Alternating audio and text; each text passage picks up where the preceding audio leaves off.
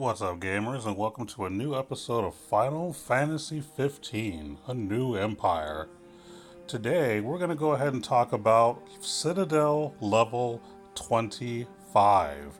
That's right, I actually have been here for a few days. I've just been sick for a while, so it's just taking me forever to do what I need to do.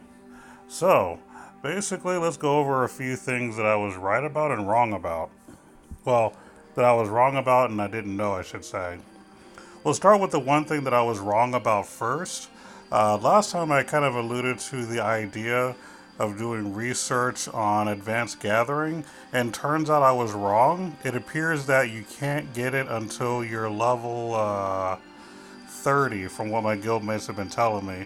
I forgot exactly where I found it the last time. You can get it at? No, it wouldn't have been here. I think it was under like economics or something, yeah. So I do apologize. You don't get it at 25. Apparently, when you're at level 25, the max you can get the things you need is actually at level 5 at the moment, and you need them to be, I believe, 6 in order to get there. So you just can't get there quite yet. But from what I've been told by my guildmates, you have to be level 30 in order to get advanced gathering. So I do apologize that I was a bit wrong on that. I just looked at the tree and thought, okay, everything should be okay, but I apparently didn't do my research well enough. So letting you guys know now. Also, with the level 25, you actually get an extra march slot. So now I have 4 different marches, which is really, really cool. So, you'll be able to do more gathering, or you can do 3 different marches while you're attacking a monster, whatever you're trying to do. Or you can just do 4 straight up attacks on somebody, whatever you're trying to do. You get an extra march, so that's really awesome. As you can tell, if you look at the top left of the screen, I'm not using Noctis right now. I actually decided to go ahead and get the pack with Luna so I can up my defense, and that's pretty much what I did. So let's go ahead and take a look at her tree so you guys kind of have an idea of what we're working with here. So I haven't completely leveled her up the way I want to, mainly because I'm kind of saving up my XP for some other stuff that I'm doing right now. So she starts off where you get double, Luna gifts, which maxes out at 1, I guess. And then I have all this other stuff right now, mostly at 6, a few things at 7. Biggest things for me right now, city defense on both the HP, the attack, and the armor side. So I'm working on those to make those good.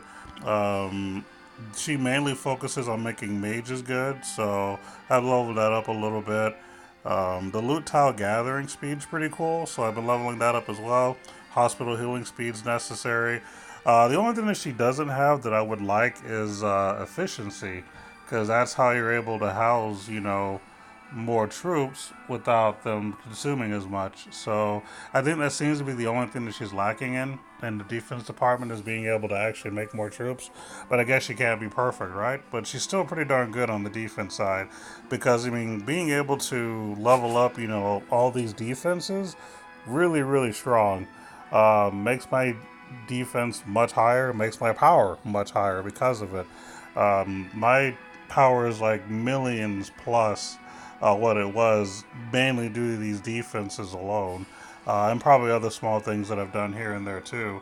Also, at level 25 Citadel, I've pretty much maxed out the defense that I can do for right now. So let's take a look at my defense for the moment. So at the moment, I'm only able to get up to 12 on defense attack, 10 on both armor and defensive HP. So that's a thing. Hospital healing speeds at 8 right now. Hospital capacity also at 8. I've maxed out my trap HP and attack. So we're done with that completely. Maxes out at 10. I've also got some other stuff down here. Trap attack is where it needs to be for this level. 3. Trap HP number 2 also at 3. City Defense Armor number 2 also at 3. And this is basically the most that I can do until I get to Citadel level 26, which I will be doing soon. So just kind of wanted to give you guys a heads up on where the max is when you're doing that. Defense is very important. Also on combat, I decided to do a little bit of work on here as well.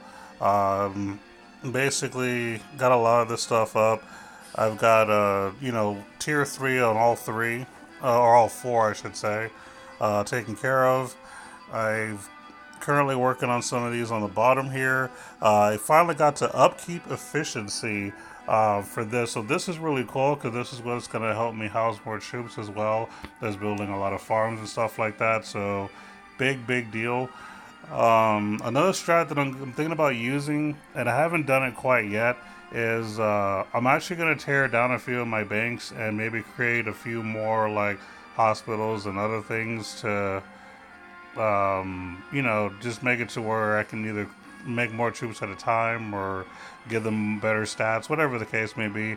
I'm thinking about just tearing down a lot of my banks just because at this level they're just not necessary. I'm at the point right now where I gather just for the sake of gaining like the stuff for your adventurous tree, which I've also been working on as well. As a matter of fact, on the adventuring side, where I can't use normal resources, I maxed out hero attack. It's actually maxed at 20. And everything else, I'm still currently leveling right now. As you can tell, my defense is getting up there. City defense armor is pretty much close to max. I'm assuming it's 20. We'll find out one day.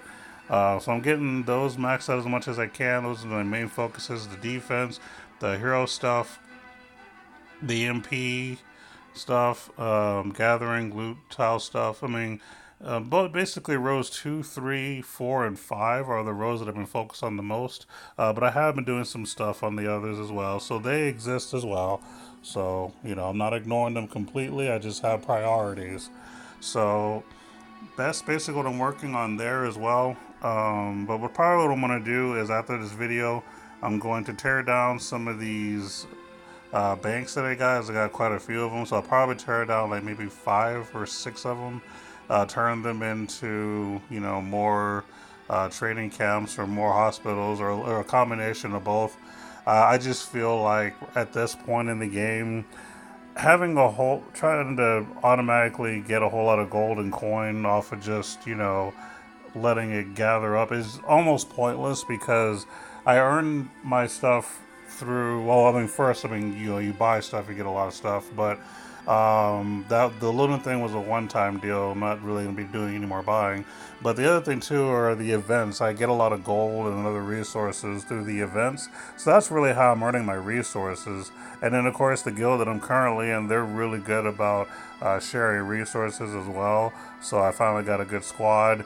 And I just don't have the need to have all these extra banks. It's just doing me no good. So I'm gonna tear down most of them, keep maybe 2 or 3, and build up on just hospitals and other stuff, just to make my defense a lot better. So that's gonna be the plan after this. Something you guys should consider as well. Another tip that I'm gonna give you guys, like for now, right now it's income tax season, so some people may have gotten their income taxes thinking about buying like one of the packs or whatever.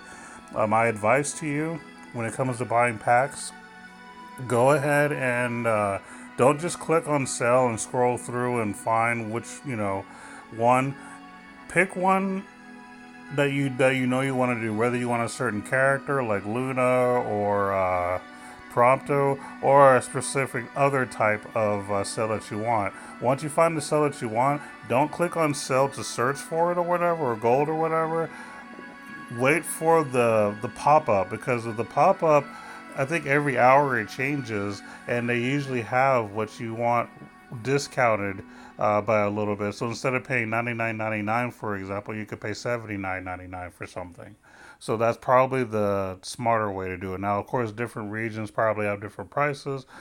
This is just kind of a skeleton idea. So rather than paying full price for whatever pack that you're trying to get, let the pop-up, you know, do the selling for you, and just if it's not the one that you want, log back in another hour, wait for the next pop-up, and then if the one pops up, boom, just go ahead and buy it and you're done.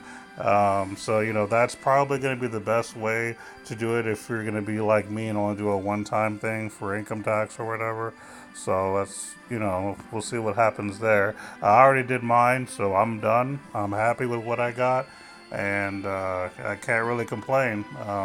It was a decent chunk of money in my opinion, but I honestly feel that it was worth what I got. I got a lot of stuff, and I've used a lot of stuff, and I still have a ton of stuff left. I'm not going to go into the details. You can just read what each thing offers you once you get it. You'll be able to see a list of all of it. So uh, that's up to you if you want to. You're not necessarily required to do this. I mean, to be perfectly honest with you, up until the last video, I did the majority of all that stuff by myself, grinding. I did spend like I think of $5 on a pack and $20 on a pack in the beginning, but they only get you very, very like they don't get you very far. I'll put it to you that way, unless you're like level 5 or something in your Citadel. But um, up until now, like I hadn't really been spending much money, and I've been using these events to gain all the gold that I needed to more or less get the resources I need to build up as much as I did. So it is doable without spending money. It's just spending money is something that I had to do in order to get a certain character because unfortunately you cannot grind for it. Otherwise, I totally would have just grinded to get Luna. Now, if you're gonna buy something, I would avoid buying anything that gives you an instant level up to, like, for example, I could spend money to go from 25 to 30. I would not do that because I could do that on my own. It would take time, but I don't want, why waste the money when you can grind and do it yourself? So if you're gonna spend money, spend it on something that you can't get with grinding, like a new hero, new type of troops, whatever the case may be. Um, that's not offered by the game without buying. Like, pick something that's going to be different. Uh, Either unlocking like the monster farms, or unlocking the temple oracle like blessing spot. That those are the kind of things that require money. So those are the ones you're going to want to buy if you decide to buy. But I'm not usually the type to push buying. This is just kind of me guiding you if you are the type to buy and what's worth buying. Just don't buy anything that you could grind for anyway. It just doesn't make any sense. You can just do it yourself, save the money, and just play the game.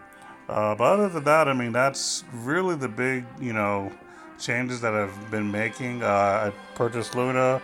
I got to level 25 prior to getting Luna. And then I got an extra March slot, so that's pretty cool. Defense is really strong. I'm at 9 million power right now, and I'm growing. I'm gonna basically get even stronger after this video, and then next time I'm not gonna even try to tell you what the next topic's gonna be because more than likely I'll be wrong on what I think I'm gonna talk about. So instead of saying this is what I'm going for, I'll just let you know what happens when I get there. So hopefully this has been a little bit educational, helpful, and entertaining for you guys. Still a little bit sick, so my throat's already starting to give out on me. So I'm going to go ahead and cut the video here. You guys take it easy and keep gaming. We'll be back next episode.